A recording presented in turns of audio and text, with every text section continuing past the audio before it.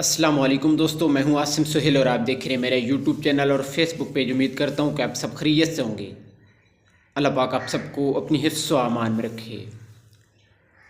دوستو، ہلدی کے یوں تو بہت سے فوائد ہیں اور بہت سے طریقوں سے اسے استعمال میں لایا جا سکتا ہے، لیکن جو طریقے ہم آپ کو بتانے جا رہے ہیں اس طریقے سے استعمال کر کے آپ بہت سے فائدے حاصل کر سکتے ہیں۔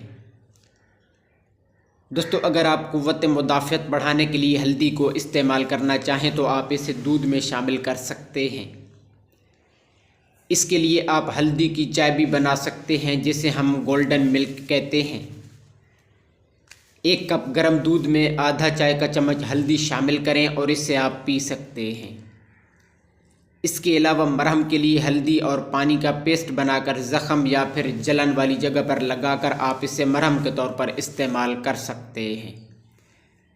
اس کے ساتھ ساتھ چمکدار جلد کے لیے ہلدی، بیسن اور تھوڑی سی دہی کو ملا کر ماسک بنائیں اور اسے آپ چہرے، ہاتھوں اور گردن پر بھی لگا سکتے ہیں۔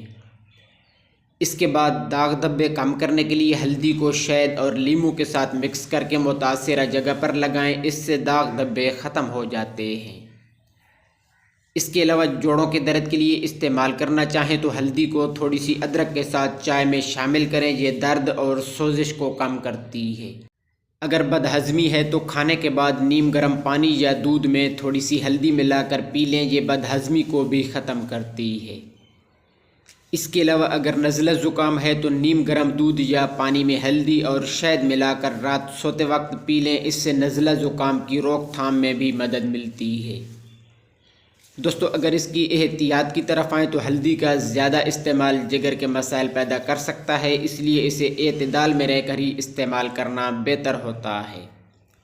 تو دوستو، یہ تھی ہماری آج کی ویڈیو۔ امید ہے کہ آپ کو پسند آئی ہوگی۔ مزید اس طرح کی ویڈیو کے لیے ہمارے چینل کو سبسکرائب کر دیں اور ساتھ میں دیے گئے بیل آئیکن کے بٹن کو بھی ضرور پریس کر دیجیے گا۔ دعا میں یاد رکھیے گا۔ جزاک اللہ خیرہ۔